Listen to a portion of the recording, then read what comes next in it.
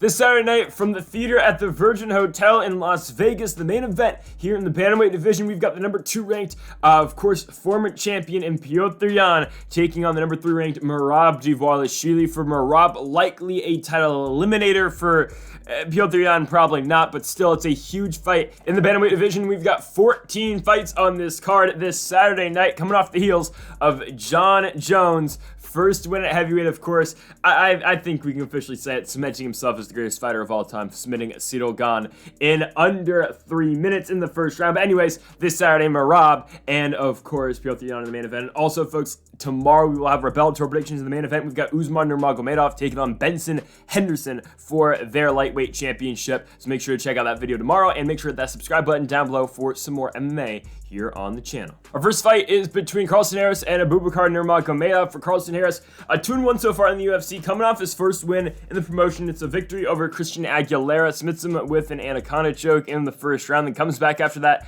knocks out Impa Kasanganay in his second fight. So starts off his UFC career 2-0, and they run him right in to Shavkat Rakhmonov.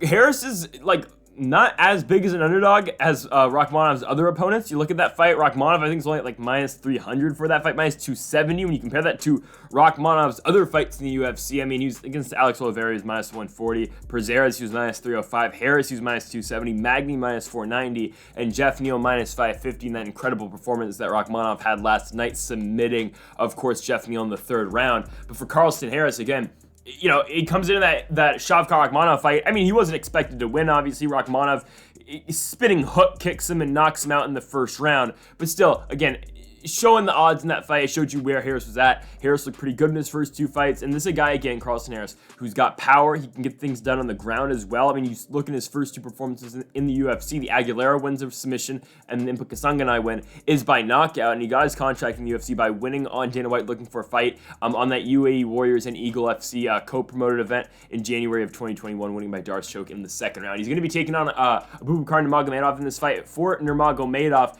2-1 in the UFC, coming off back-to-back wins. The last one to win over Omar Gadzhiev, beating Omar Gadzhiev by unanimous decision.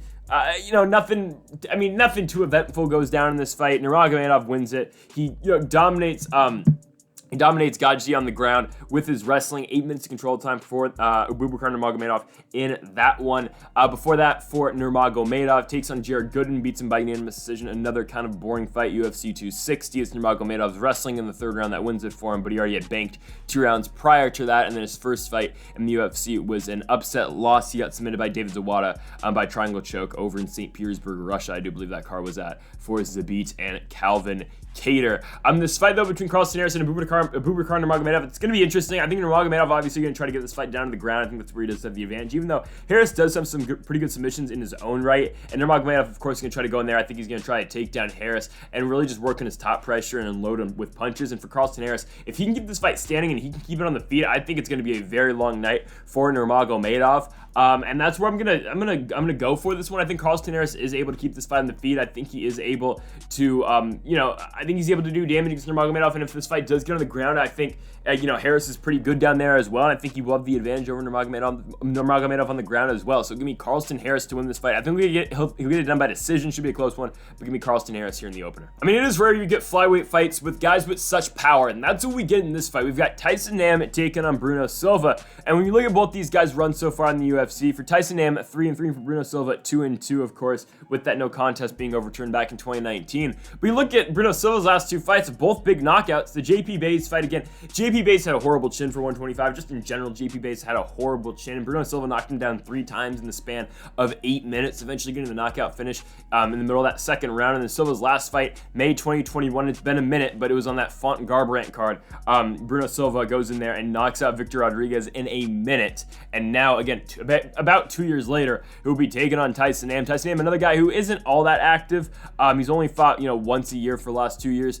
Beat Ode Osbourne in his last fight. It's an incredible victory for him. He's a big underdog against the Picasso of MMA in Ode, and he knocks out Ode in the first round. It's not like that. Again, Ode Osbourne's a good fighter. He's, right there at being ranked right now. Of course, picking up a win against Charles Johnson in his last fight. I'm huge on the Picasso of MMA, and Tyson Nam went in there, flatlined him with the right hook. Before that, for Nam, he lost to Matt Schnell by split decision. That was on Kiesa Magny over on Fight Island. Beat Jerome Rivera before that by knockout, and then beat Zaruk Adashev, by knockout before that as well. Again, all of Tyson Nam's wins in the UFC are by knockout. All of his losses are by decision. Tyson Nam goes in there to finish. Tyson Nam's got a lot of power, especially for being a flyweight. The man is 39 years old. He is getting up there in age, but of course, he fought really well in Fight Nights Global before he went on to the UFC. Ended up losing to Jalgalas Jumagulov in that little run over there with Fight Nights Global, but came into the UFC again, lost 2 fights to start his career against Sergio Pettis and Kai Kara-France. You know how good both those guys are. Kai Kara-France just fought for a world championship or interim championship against Brandon Moreno. For Sergio Pettis, he is the world champion over in Bellator.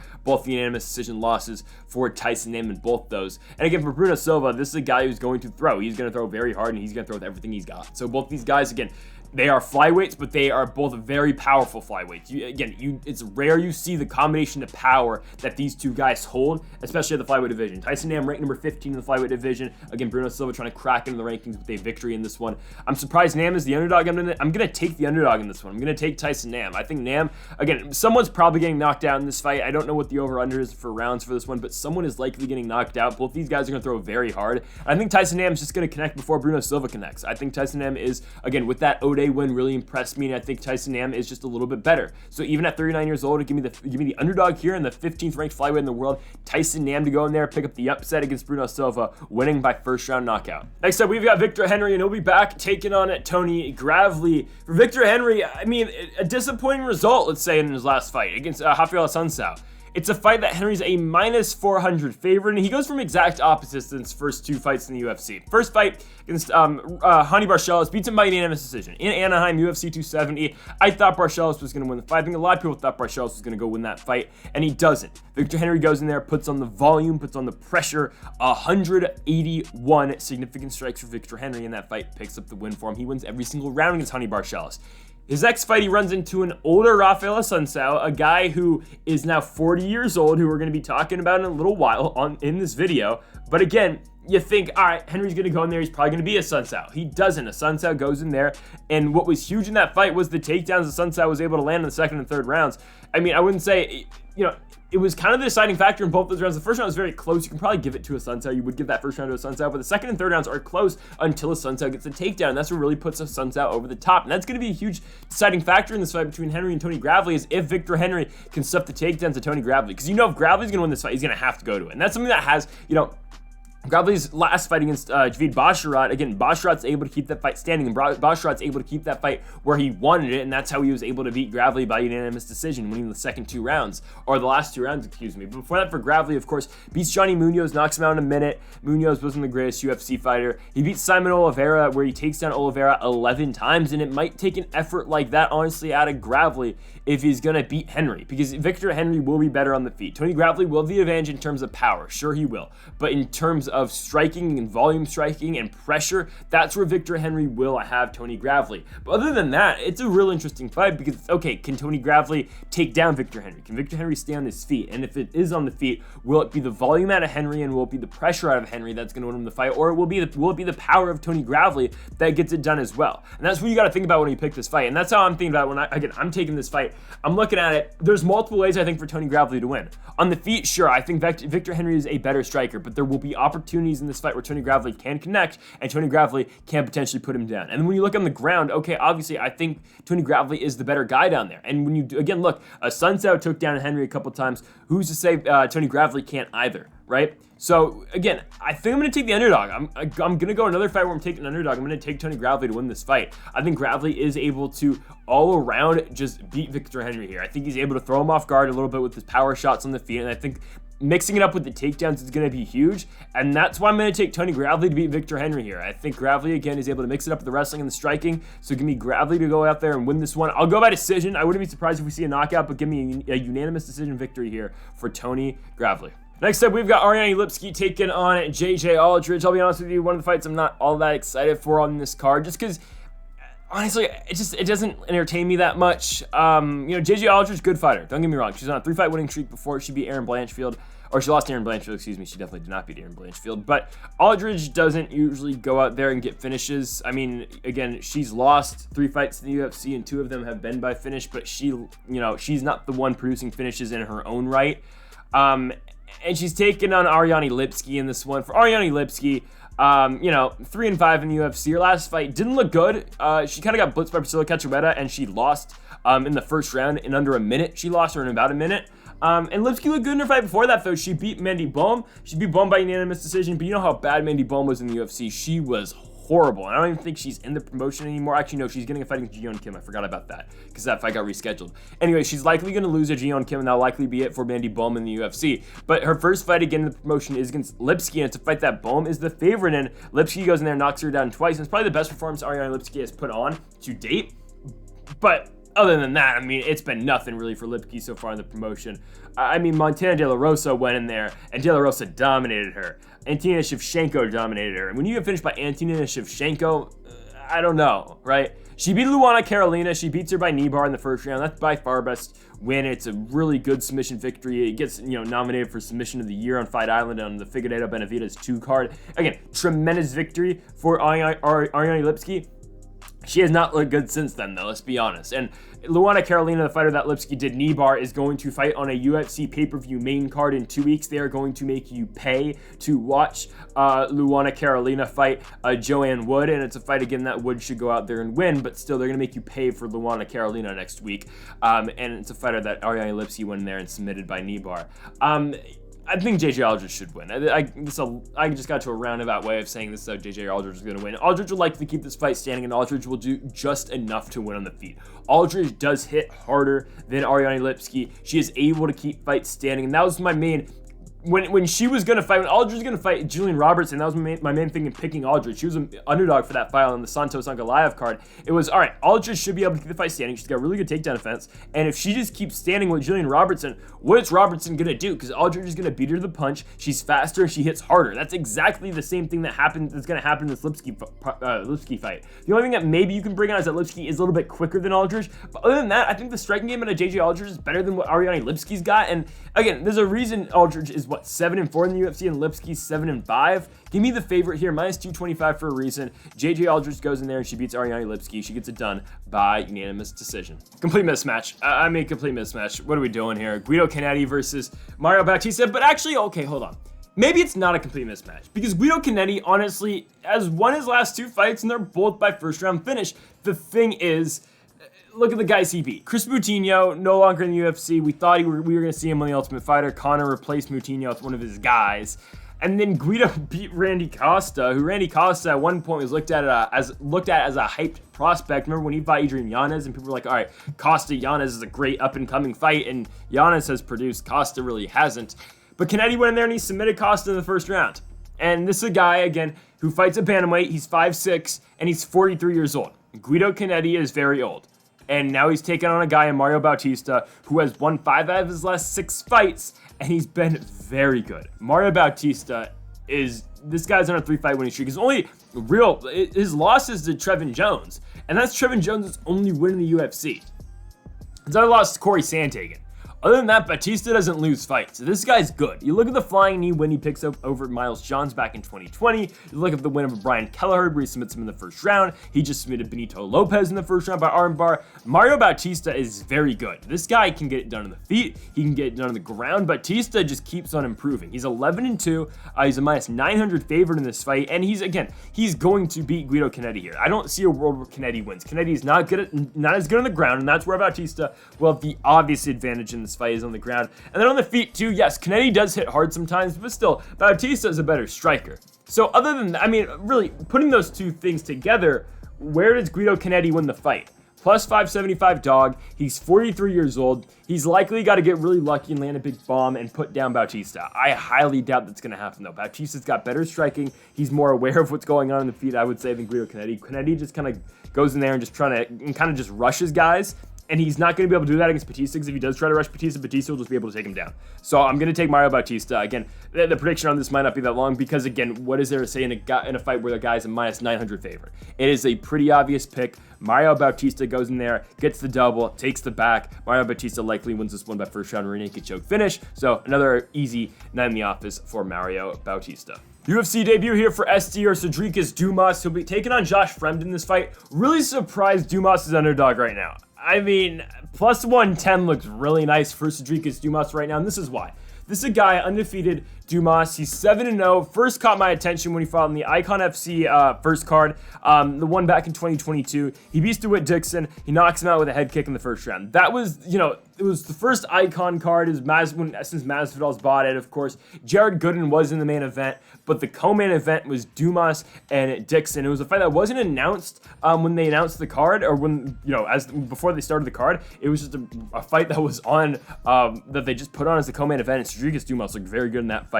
Of course, I was watching for Jared Gooden in the main event, but Cedric Dumas looked good in that co-main event. And since then, Dumas has been a guy that I've kept my eye on, because after he takes on Aaron Highball, the same guy who lost, of course, to Jared Gooden in that main event of the first Icon FC card, Dumas goes in there in the second Icon FC card, beats him by unanimous decision. And most recently, winning on the Contender Series, winning by guillotine choke in 47 seconds. He gets a takedown, gets a back suplex basically. Opponent turns around and and Dumas gets a submission, the front choke to guillotine.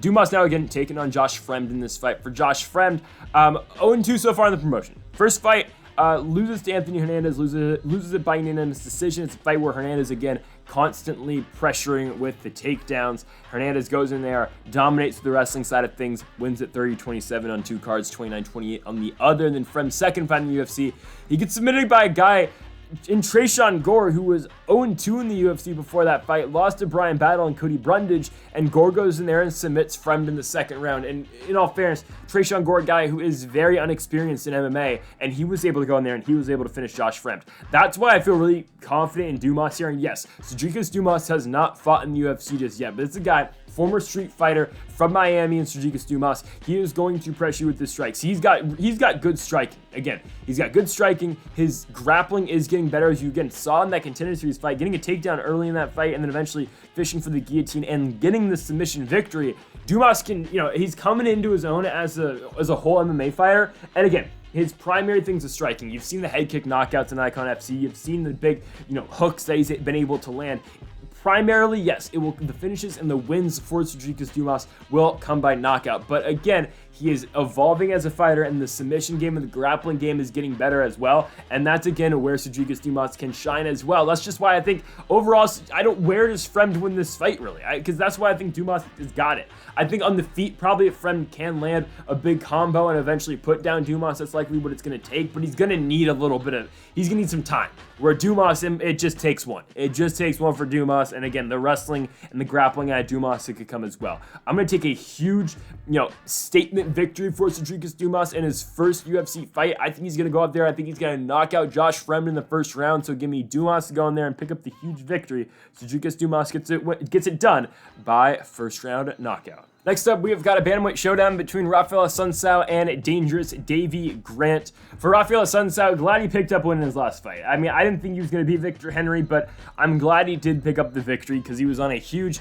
4-fight losing streak after he beat Rob Font, UFC 226. He got a #1 contenders fighting against Marlon Moraes in Brazil. He loses and gets subbed with a guillotine choke in the first round. Then he goes on to fight Corey Sandhagen. He loses by unanimous decision. Then he gets knocked out by Cody Garbrandt. He gets finished by Ricky Simone. And then thankfully he, keeps his spot in the UFC by beating Victor Henry by unanimous decision. Now he gets Dangerous Davy Grant. And Assuncao is old. This is a guy, again, in Assuncao, who used to fight in WEC.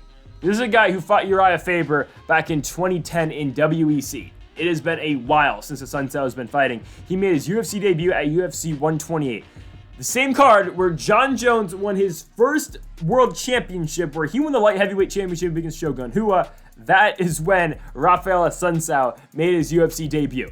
And, fast forward, 12 years later, 13 years later, and John Jones is winning the heavyweight championship against Cyril Gane. That's just how long Assuncao has been fighting in the UFC. He'll be taking on Davy Grant in this one, and Davy Grant is a fighter who got back on the winning track in his last fight, beating Luis Smolka, finishing him in the third round by TKO. He was on a huge run of incredible fights. He lost a very close one in the Kelvin Vieira-Misha Tate card, losing a split decision to Adrian Yanez. Then he lost a unanimous decision in a very good fight in one of the fights of the year in 2021 against Marlon Chito Vera. Knocked out Jonathan Martinez before that in the second round, then knocked out Martin Day before that in the third round. Davy Grant has been putting on really good fights as of late.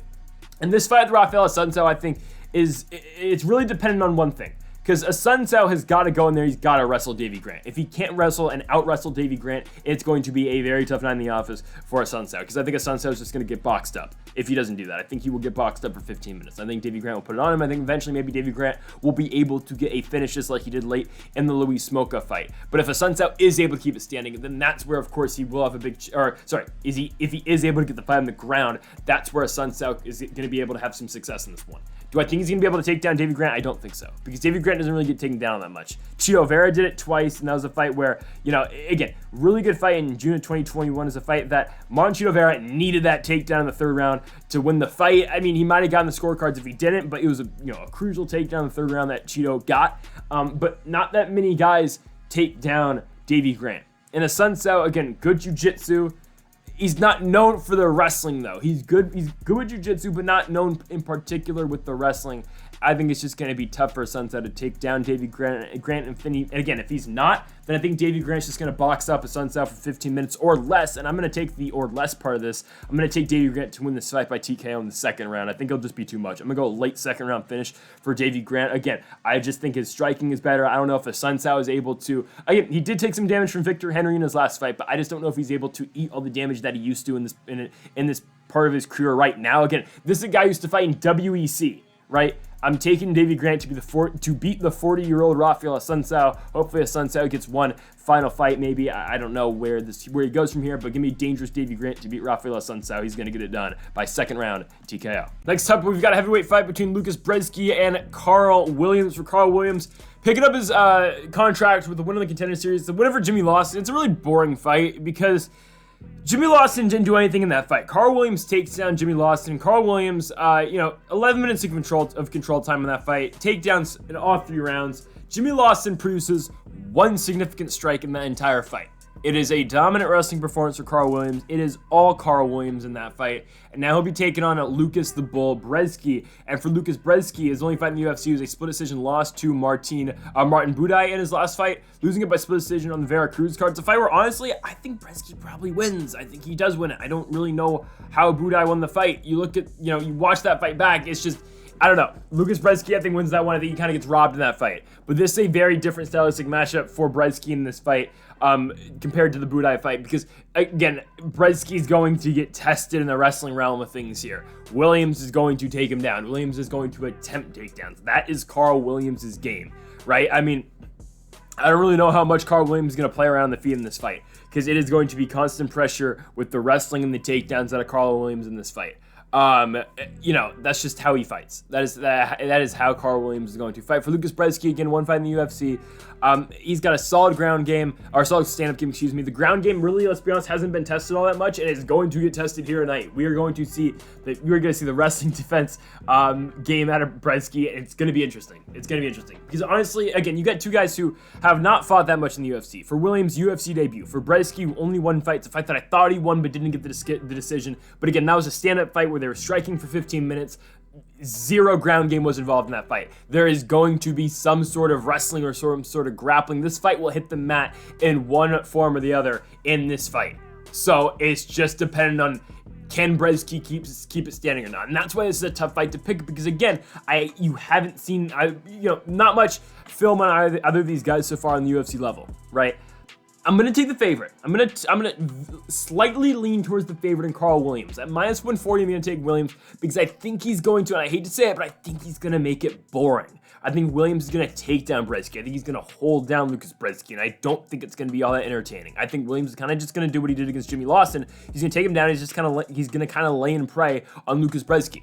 At -140, I like Williams a lot. The Tapology voters are picking Lucas Brzeski more than they're picking Carl Williams, but I think Williams, again, is just able to go in there. I think he's able to make it boring. I think the wrestling and the constant pressure out of Carl Williams is going to be tough because, again, sometimes Carl Williams will take guys down and they don't get back up until the end of the round. I think that's going to be very key in this fight. I do like the wrestling game out of Carl Williams a lot, and that is the main reason why I'm picking him. Give me Carl Williams to beat Lucas Brzeski. He's going to get it done by unanimous decision. Okay, another clash of styles. We've got Vitor Petrino taking on Anton Turkalj in this fight. And again, it's simple. Wrestler versus striker.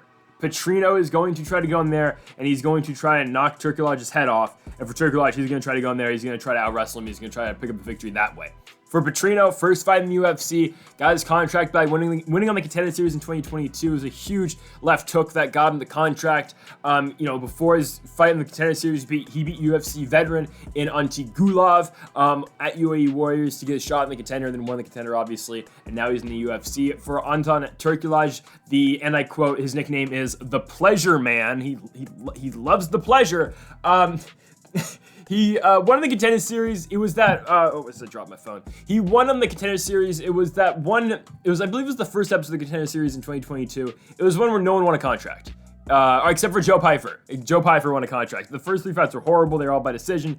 Joe Pyfer wins in the last fight, and that was the whole, Dana White expression, be like Joe Pyfer, right? But Turkalj ends up getting his shot in the UFC anyways, but then they give him Jaitan Almeida, and Jaitan Almeida runs right through him. He submits him in the first round, like Jaitan Almeida is supposed to do. If you aren't familiar with Almeida, this is a guy who is 4-0 in the UFC. He's got wins over Parker Porter, first round submission, Danilo Marquez, first round knockout, Anton Turkalj, first round submission, and Shamil Adurakimov, second round TKO. He is next gonna fight Biggie Boy Jairzinho Rozenstruik in a fight that will likely propel him in the top 7. And Jaitan Almeida, if John Jones is still fighting in 2 years, will likely find himself in a title fight against John Jones eventually, given he's not going to beat John Jones, but it's a fight that will be very interesting because John Jones will be able to keep him on the feet, and John Jones will likely knock him out. But anyways, just saying, put a bookmark in that when you see Jaitan Almeida versus John Jones in late 2024. I'm just saying. Anyways, Almeida beats Turkalj. Now Turkalj gets Vitor Petrino here. It's, again, this fight's pretty similar to break down. It's similar to the last one, I think, with Brzeski and Williams.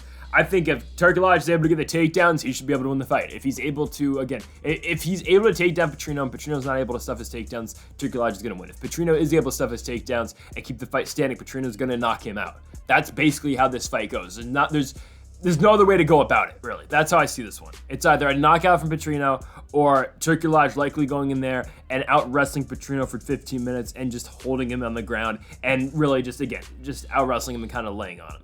I'm going to take the more exciting option here in this one. I took Williams to win last fight with his wrestling. I'm going to take Petrino to win this one. I think he's going to get it done. I think he's going to knock out Turkalj. I think he keeps him on the feet, and I think he's going to knock him out. Don't get me wrong, Turkalj does have some striking in his own right, but I think Petrino is the better striker. I think you're going to see, again, if Turkalj is going to win this one, his best pathway to victory is the wrestling. But for Petrino, again, I think you're going to see him and Turkalj just going back and forth on the feet. It should be a good one. I'm going to take Petrino, though. I think he gets it done by first round knockout. Should be a really fun fight, though. Good fight here between Said Nurmagomedov and Jonathan Martinez. For Said, his last one, a guillotine choke finish victory over Jakub Karamov on the Cannetti Strickland card. Huge win for Said Nurmagomedov because Karamov is fighting well. Karamov is taking down Said. He wins the first round. He's on his way to win the second round until Said locks in the guillotine and chokes out Karamov, winning by second round sub. Before that, for Nurmagomedov, 3-fight winning streak ahead of the Jakub fight. He beats Douglas Silva de Andrade by unanimous decision. He beats Cody Stamann before that on the main card of Ngannou Gun in Anaheim with a guillotine choke. And then he beats Mark Striegel before that by knockout in 50 seconds. He did have the one loss to Honey Barcelos, which again did stunt his momentum really because the guy is currently 6-1 in the UFC. The only loss being the Honey Barcelos fight where Barcelos beats him by unanimous decision. You go back or you do rewatch that fight.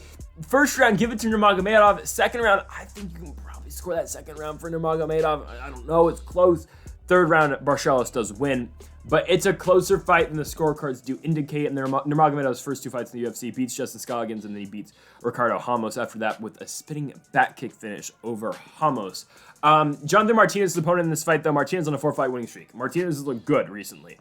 Comes in the UFC, back, I believe, was in 2018. He loses to Andrei Sokolmoth, which is not ideal. Wins 2 fights in a row. Loses to Andre Ewell by split decision in a fight that he probably should have won. It beats Frankie Saenz, beats Thomas Almeida, loses to Davey Grant, but then goes on a big winning streak. Recently, he beats Dvalishvili by unanimous decision, beats Alejandro Perez by unanimous decision, beats Vincent Morales by unanimous decision, and then finishes Cub Swanson in his last fight, winning that fight by TKO with the leg kicks in the second round. Huge victory on the Grasso versus Araujo card. No, by the way, Alexa Grasso, world champion now. That is absolutely insane, something I thought I'd never say. But for Martinez in this fight, he's got to try to avoid the ground game. I mean, that's where Saeed's going to try to get him. Obviously, you know, Nurmagomedov did get beat down there a lot in his last fight. But actually, I wouldn't say avoid the ground game. I'd say avoid the submissions, because that's where Nurmagomedov's good. Pure wrestling, Nurmagomedov isn't great. Saeed's only got 9% takedown accuracy so far in the UFC. His pure wrestling isn't that great, but it's the submissions and the chokes that he brings that are really good. And Nurmagomedov's got an unorthodox way of striking. He's got a lot of different spinning stuff in his attacks with his kicks. And you know, that makes it interesting too, because Nurmagomedov can hit you with a lot of different stuff. But Martinez in his own right, pretty good striker too. You know, Martinez is getting better. You know, you look at the winner of Cub Swanson, knocks down Swanson a couple times. It just makes, honestly, for a really interesting fight between him and Saeed Nurmagomedov, because I think both these guys are good on the feet. On the ground, I would give the advantage to Nurmagomedov, but how does the fight get to the ground, though? Because Nurmagomedov, again, good grappling, good sambo, but his wrestling, though, not the greatest. I'm going to slightly, though, take Saeed Nurmagomedov. I'm going to take the minus 200 favorite. Again, he's 6-1 in the UFC for a reason. I'm going to take Nurmagomedov to win the fight. But how does he get it done? That's the interesting question. I think he wins by decision. I think he does. I don't think he's able to finish Martinez. If he is able to catch him in a choke, you know the squeeze Nurmagomedov's got is great. Obviously, you've seen the submission victories in the past. But if he can't get that, he can't lock in a choke, I think it's going to be a tough fight for him. I really think it's going to be a difficult fight for Nurmagomedov to win. I think he barely will have the advantage. I think he barely will get past Martinez, because I think his striking is slightly better than Jonathan Martinez's, but it's not, you know, it's not a for sure thing, I think. But anyways, give me Saeed Nurmagomedov ever so slightly to beat Jonathan Martinez. I think he gets it done by unanimous decision. So I'll be honest with you, I kind of forgot Austin Lingo still fights. He just hasn't fought in a while. It's been a while since Lingo's been in the UFC or been in a UFC fight. His last win is a good win.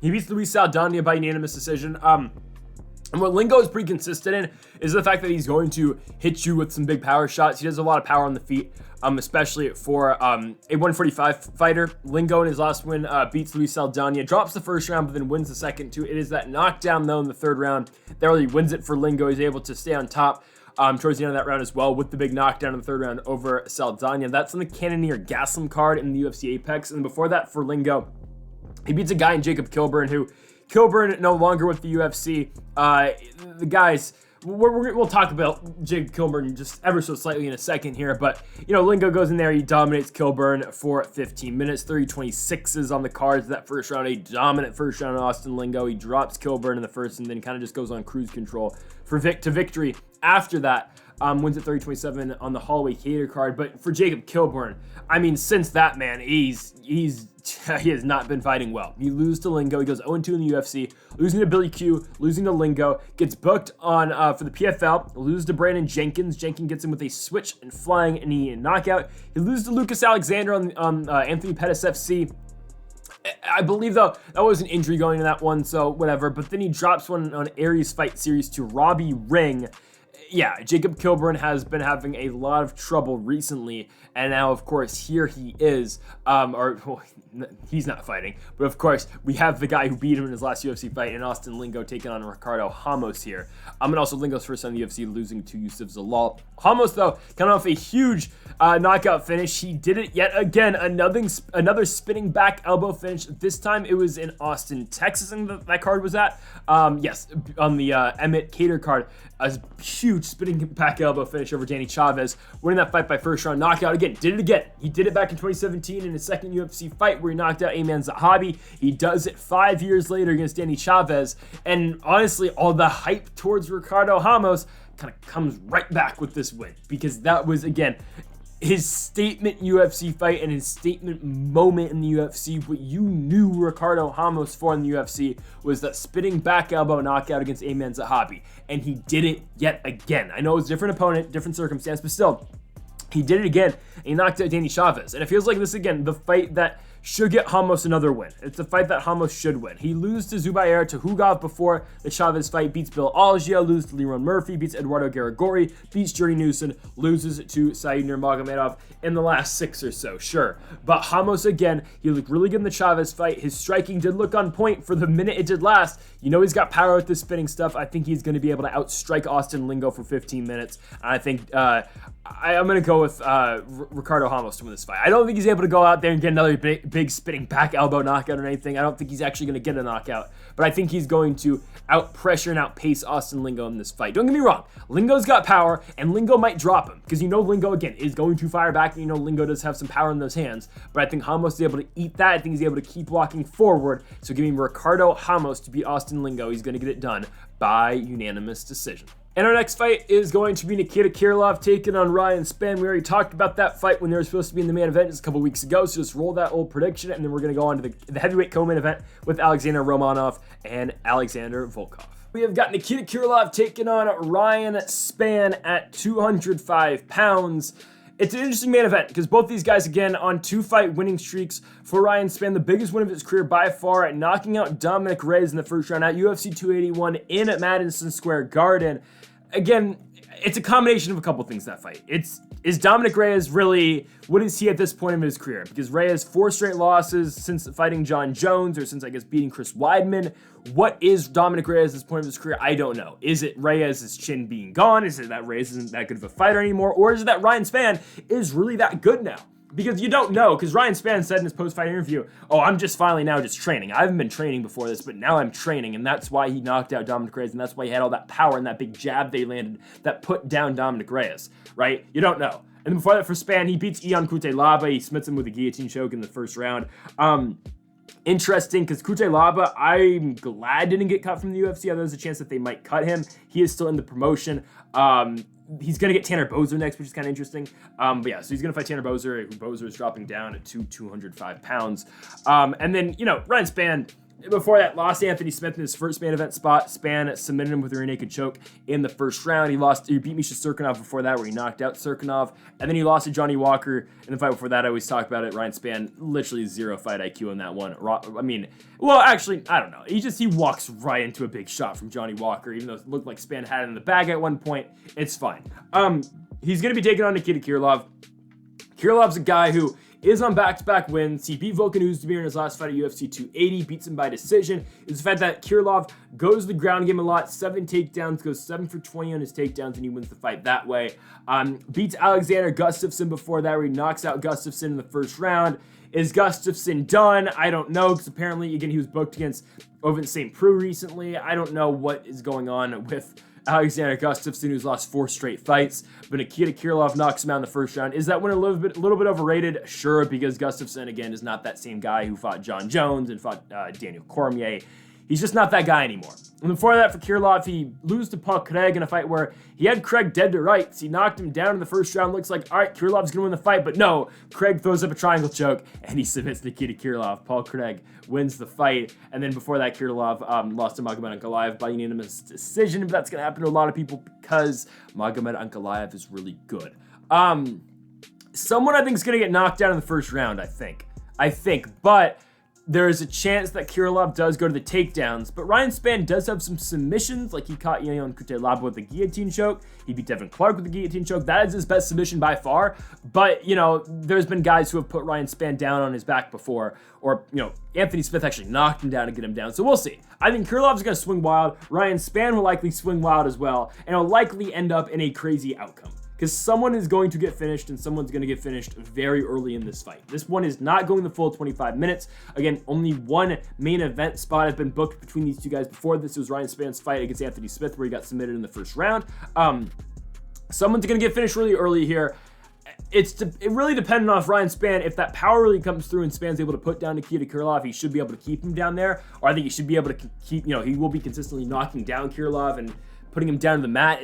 Can Krylov do the same thing, though? Because, you know, Krylov's got power as well, but can Krylov take down Ryan Spann? Can he get a submission as well? It's an interesting fight. I mean, I do want to mention the Ryan Spann thing about him not training before. Now that he is training, I just think that's an interesting note. Of course, fighting out of Fortis MMA over there in Texas. Man, it's an interesting fight to pick. I'm going to take the underdog, though. I'm going to take Ryan Spann. Yeah, I'm taking Ryan Spann here in a main event spot. I think Spann is able to show his power against Krylov. I don't think Krylov's going to be able to go to the ground because I think Spann will keep it on the feet. I think the damage that Ryan Spann does do on the feet will be enough to keep the fight standing. And I think, again, Ryan Spann's main way of defending takedowns is by using the guillotine choke.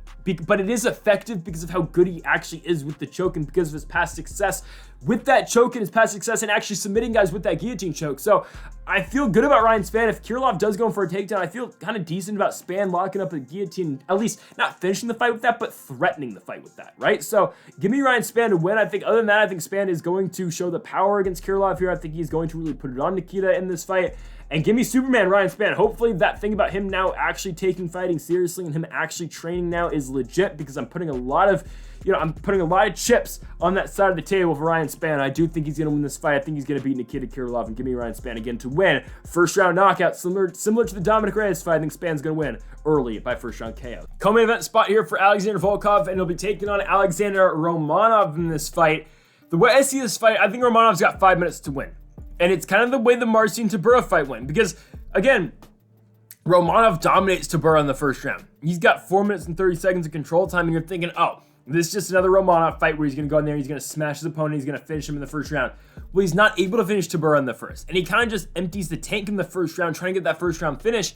And then the second and the third, Romanov's now not able to get the fight back to the ground, and Tybura just outstrikes him, and Tybura wins the fight. Because, let's be honest, that fight should have been a draw. Romanov should likely still be undefeated, but not all the judges in that fight scored the first round 10-8. Derek clearly was the only judge who got it right, and Romanov loses the fight because he dominates that first round. But he loses the second and third, pretty convincingly. He doesn't get 10-8'd obviously, but he loses the fight, loses those 2 rounds, and now Romanov gets Alexander Volkov here. And for Volkov, he has bounced back since his loss to Tom Aspinall in London. He beat Jairzinho Rozenstruik last year. It was 9 months ago or so. He knocks out Rozenstruik in a main event in the UFC Apex. He's back against Alexander Romanov in this fight. You saw Volkov get taken down and submitted by Tom Aspinall. He's going to get taken down in the first round by Alexander Romanov. He's going to get taken down. I feel pretty confident in saying that. It's a matter of if he can survive that first round. If Volkov can survive the first round, he should be able to win. You look at the odds, he's a slight underdog, which kind of does surprise me. It's almost even basically here. But the way you see this fight is if it is essentially, can Volkov get out the first? Because that's what Romanov is going to do. Romanov is at his best early in the fight. Romanov has gone in there and let's be honest, Tybura was a huge step up in competition compared to the guys he's fought. Roque Martinez, Marcos Rodrigo de Lima. Juan Espino is the exception, but Espino just doesn't fight anymore, which is weird. Jared Vandera, Chase Sherman. Those are all the guys that we talk about when we talk the low-level, infinite or the endless loop of low-level UFC heavyweight fighting. But Romanov just beat all those guys. He kept beating all these guys. He beat the Roque Martinez. He beat, De Lima might be a step up, but he beat Jared Vandera. He beat Chase Sherman. He keeps beating these guys, and that's what he's supposed to do. But when he gets a guy like Marcin Tybura, again, he loses. And now you're giving a guy who is better than Marcin Tybura and a guy who beat Marcin Tybura and Alexander Volkov. Volkov's got tremendous striking. Again, you know what he's going to bring. Volkov is a good striker who, got wins over Rozenstruik, Tybura, Overeem, really good in the Overeem fight in the main event. He beat Walt Harris, but he's also had some fights where he does lose too, but he only loses to the upper echelon of guys at 265 pounds. I'm talking about Tom Aspinall. I'm talking about Lebonga Messerio-Gan. I'm talking about Curtis Blades. I'm talking about Derek Lewis, right? It is these better guys that he's losing to, but Romanov doesn't feel like one of the guys that is going to be in the top 5, really, right? So I think Volkov should be able to win this one. But to me, again, this fight just ends up with the thing I talked about earlier, is just if he's able to keep this fight on the feet after that first round. And it's really dependent on how Romanov fights that first round. If Romanov does empty the tank, Romanov just goes for it like he did against Tybura, there's a 100% chance he just ends the fight that way and he does finish Volkov right then and there. Because again, we saw how easy it was, or it felt like how easy it was for Tom Aspinall to go in there and finish Volkov in the first round, right? But Or was it the first round or was the second round? I think it was the first. Was it the first? It was the first round, right? So again, it could happen like that, where Romanov does go in there and just finish Volkov right away. Or Volkov's able to get out of that and Volkov's able to go in the second round and, thereforth, right? Because Volkov's takedown defense isn't all that bad, but Romanov is huge. This is a guy who's going to pressure forward. He's going to look for the takedown. He's probably going to get it. However, I think Volkov's going to win. I'm actually going to take Alexander Volkov in this fight. I don't think Romanov's able to finish him in the first round. I think Volkov is able to barely survive. But something that's different between Romanov fighting Tybura and Romanov fighting Volkov is that after that first round, Volkov is going to, if Romanov can't take him down again, and if Romanov's tired, Volkov is going to knock him out. Romanov will not be able to stay on the feet against Alexander Volkov, pure striking wise, like he was against Tybura, where he was gassed, he wasn't able to stay in the fight, but he was, again, he got to the scorecards. Volkov should be able to beat the ever-living hell out of Alexander Romanov after the first round. Again, 100%, could I see a world where Romanov goes in there, submits him in the first, or ground and pounds him in the first? Yes, definitely could happen. I'm just saying I think Volkov gets out of it, and if Volkov gets out of it, Volkov is going to win. So I'm going to take Alexander Volkov to go in there. I'm going to take him by third round and knockout. I think, again, in that third, it's just going to be an accumulation of damage, and Romanov being tired, Volkov's able to go in there and get the finish. Give me Alexander Volkov to win by third round knockout. All right, main event time in the bantamweight division. We have got Petr Yan taking on Merab Dvalishvili. Very good fight, a very interesting fight at that. Because Petr Yan, for the first time in his career, on a 3-fight losing streak. It is huge. He's lost his last 3 fights. Oh wait, hold on. I forgot about I keep forgetting the Corey Sandhagen fight happened. Oh my goodness, I forgot that fight happened. Anyways, he's lost 3 of his last 4. I keep forgetting the Sandhagen fight happened. Because Yan actually does look good in that fight, but in the end, again, he loses to Aljo anyway, so you kind of forget about that fight. But, okay, Jan's last fight, he beat Sean O'Malley. He should not have lost that fight. He beats Sugar Sean. You go back, you rewatch that fight. O'Malley wins the third, sure. But, Yan banks the first 2. I don't think that Yan loses that one. They gave the scorecards to Sean O'Malley. I don't think it's a robbery. I'm not against it, but I just think Petr Yan won. Thought he did. The Aljamain Sterling fight, Aljo beats him in the second fight, obviously. I think that's a pretty obvious one. Sterling wins the first, he wins the second, he wins the third. Yan wins 4 and 5. Aljo wins the fight. That fight's going to be huge in determining this one, though, with Merab and Petr Yan, though. It is, because same camp. Merab and Aljo obviously both fight out of Serra-Longo, and Merab and Aljo are training partners. I mean, the guys are best friends, right? So it's gonna be interesting. It will be really interesting because Merab, Merab's not gonna strike with Yan, because if he's gonna strike with Yan, he's gonna lose. So it's just, I feel like, again, this is another easy one to predict, or easy one to talk about, but the prediction's obviously hard because where each guy excels at. Merab's going to try to take down Petr Yan. He's going to try to hold him down. He's going to try to do basically what he did. To Jose Aldo, it wasn't the most impressive fight. It wasn't the most entertaining fight, but he retires Jose Aldo in that kind of boring fight. The Marlon Moraes fight's incredible. He wins it. It's one of the best fights you're going to watch out of Merab Dvalishvili because he takes an ass beating in the first round, but then turns it around towards the end of the first round. In the second round, all Merab against Marlon Moraes. Cody Stamann fight dominates him wrestling. Gustavo Lopez takes him down 13 times. John Dodson, more of the same. Wasn't as dominant with the wrestling. Casey Kenny takes him down 12 times. You know what Merab is going to do. That is what Dvalishvili is going to try to do in every single fight. Petr Yan is going to try to keep this fight standing. And Petr Yan, really good takedown defense. 90% takedown defense rate so far in the UFC. The only guy to take him down is Aljamain Sterling. Aljamain Sterling, I think John Dodson took him down too, but as of late, it's been Aljo. Aljo took him down once in the first fight. He took him down in, I believe it was the first round. Aljo took him down, and then Aljo took him down again twice in the fight, the championship fight in Jacksonville, and that was key because again, Yan gave up his back twice in the second and the third round. As soon as Aljo would take him down, when Yan tried to get back up, he would just give him his back, and Aljo would just, of course, he's the human backpack for a reason. Sterling's going to lock up the body triangle, and Aljo's going to keep his opponent down for the entire round if you give up the back. And that's going to be something in this fight too, because will Yan get taken down? And as good as Aljamain Sterling was in that fight against Petr Yan at UFC 273, he still only went 2 for 22 on his takedowns. That's how good Petr Yan is. But given those 2 takedowns were just enough for Aljo to win the fight. We will see if Merab Dvalishvili, though, is able to do the same thing. Because it might only take 2 takedowns from Merab. It might only take 2. It might take 3. But, Merab is kind of that same kind of fighter. He is going to shoot a million takedowns. He is going to keep shooting. It doesn't matter if he fails in the first one, if he fails in the second one, if he fails in the third one, if he fails in the fourth one, if he fails 10 of them, he's still going to try for the 11th and the 12th. That's what Merab Dvalishvili is going to do. Can Jan fight him all off? That's the question.